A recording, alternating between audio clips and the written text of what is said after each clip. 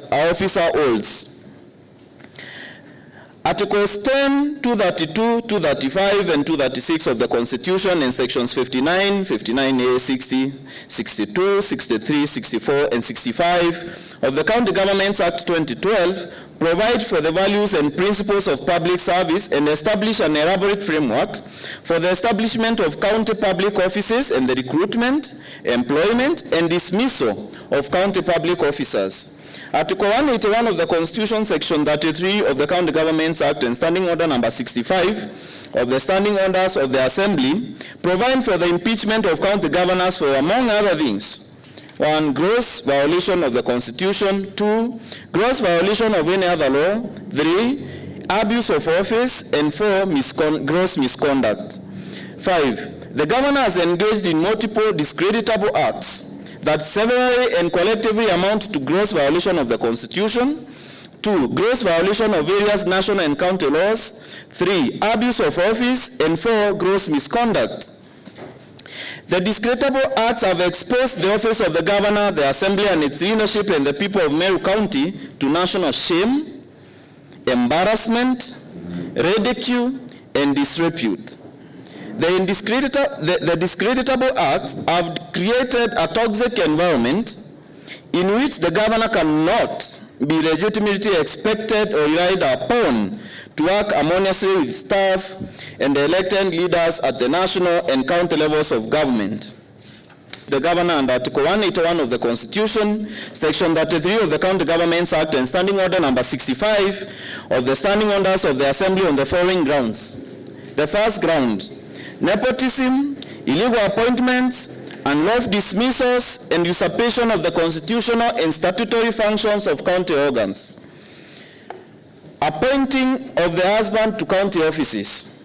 On or around the 30th September 2022, the governor engaged in gross misconduct, grossly violated Articles 10, Article 232, Article 235, and Article 236 of the Constitution, grossly violated Section 17 of the Public Officer Ethics Act, grossly violated Section 55, 59, 59A, 60, 62, 63, 64, and 65 of the County Governments Act, and 5, grossly violated Section 6 and 11 of the Meru County Youth Service Act 2018, and grossly violated Section 4 of the Public Appointments County Assemblies Approval Act of 2017 by 1, appointing a husband to the non-existent position of the public of the Meru Youth Service before conducting a transparent and competitive recruitment process. 2, appointing a husband to the non-existent position of the Meru Hustlers Ambassador before conducting a transparent and competitive recruitment process. C, disregarding the criteria for the establishment of offices within the county public service. D, failing to submit a husband's name for approval by the county assembly before making the impact appointments. 5, the appointing Rufus Mireti to the county as the county secretary without the approval of the assembly as provided for under the County Assemblies Approval Act, appointing the following unqualified persons to hold county offices without undertaking a transparent and competitive recruitment process.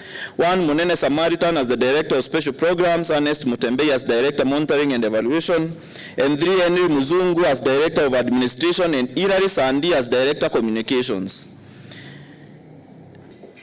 Evidence of the governor's gross misconduct, gross violation of Articles 10, 232, 235, and 236 of the Constitution, gross violation of Section 17 of the Public Officer Ethics Act of 2003, gross violation of Section 55, 59, 59A, 60, 62, 63, 64, and 65 of the Meru County Governments Act, gross violation of Section 6 and 11 of the Meru County Youth Service Act 2018, and gross violation of Section 4 of the Public Appointments County Assemblies Approval Act of 2017 is set out in the videos saved as Annex 2 as when she was appointing the husband, Annex 3 when she was reappointing Rufus Mireti, and Annex 4 on the appointment of Irari Sandi in the flash disk that is in my custody.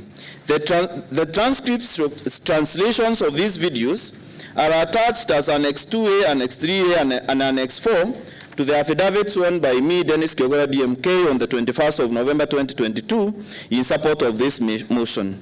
Further, evidence is in the Ethics and Anti-Corruption Commission letter dated 19th October 2022 and a screenshot from the governor's Facebook page, respectively attached to this motion as Annex 5 and Annex 5A, to the affidavit and also to the affidavit in support of this motion. Under this charge also, road signed appointment of county workers at Timau.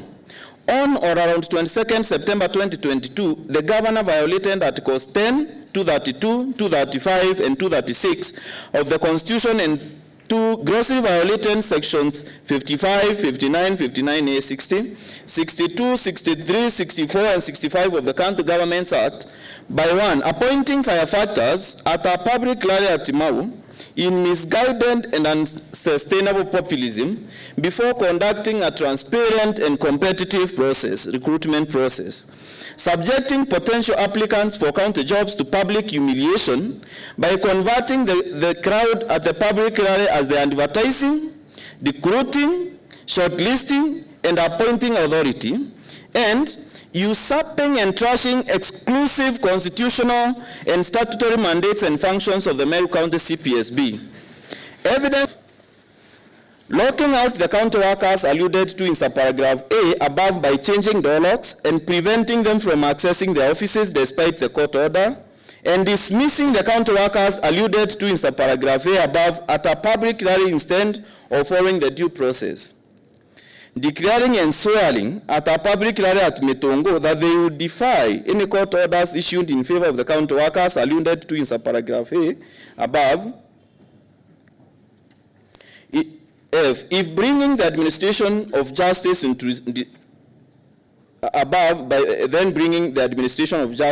disrepute, usurping and trashing exclusive constitutional and statutory functions and mandates of the Meru County Public Service Board and the Public Service Commission and the various boards that operates those departments. Evidence. Firstly, accusing members of the County Assembly and other elected leaders of cartelism, blackmail, greed, corruption, and intimidation. C, holding public vilification and incitement rallies against the Catholic Church and Catholic clergy, and inciting the public against the members of the Assembly and other elected leaders who are knowing that such conduct can trigger violent reactions and pose serious breaches of peace in Meru County.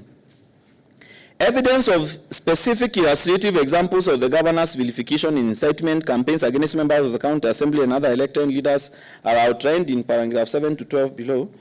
Humiliation of the minority leader. On or around 24th October 2022, the governor, 1, grossly violated Articles 10, 73, 75 of the Constitution. 2, grossly violated Section 19 of the Public Officer Ethics Act, grossly violated Sections 29, 34 of the Leadership Integrity Act, and engaged in gross misconduct by bullying and inciting the public against the minority leader and a member of Assembly for Akethi Ward, Honorable Mwendaidhiri, the minority leader, at a public rally held at Mweronkanga. Requiring the minority leader to make a public apology for unknown and undisclosed wrongs at the public rally held at Mweronkanga. Violently grabbing a microphone from the minority leader at the public rally held at Mweronkanga.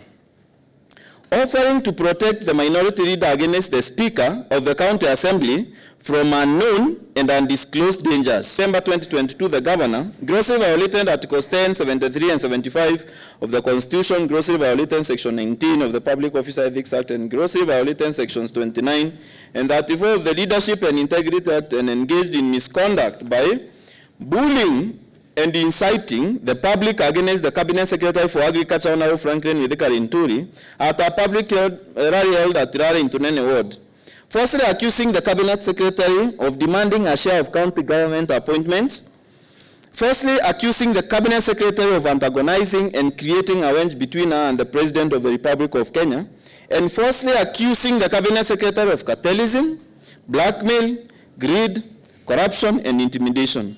Evidence Act, and grossly violated Section 16 and 35 of the Leadership and Integrity Act, engaged in gross misconduct and engaged in gross abuse of office by directing the Meru Teaching and Referral Hospital to spend all revenue at source, whereas all monies raised as or received on, by or on behalf of the county should be paid into the county revenue fund.